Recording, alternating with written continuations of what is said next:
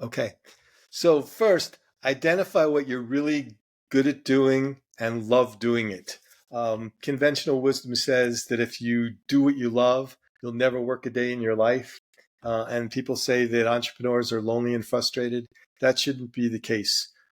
So find someone that complements you, complements your skills.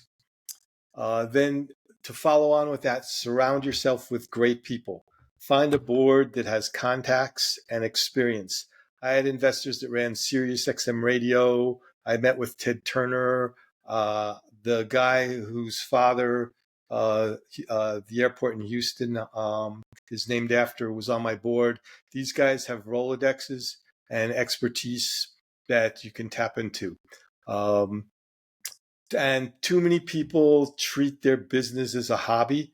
If you start working instead of your 60 hours a week, 40 hours a week, or 20 hours a week, you're not going to get your startup off the ground. So define up front if you have the runway to make your business go without capital for 3, 6 months, whatever you think it is, and then triple it.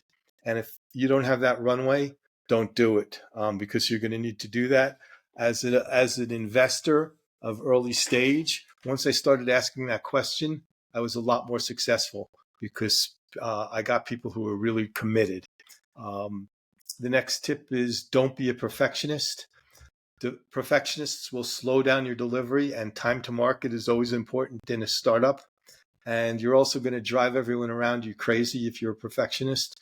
So Right. particularly when you're building that MVP, the purpose of an MVP is to get it out and get feedback. So don't do that. When I applied that advice to myself when I started a pickleball coaching business that I recently started, and it was beneficial. So sometimes it's good to eat your own dog food. And then the biggest thing I see startups fail is because they don't have a go-to-market strategy.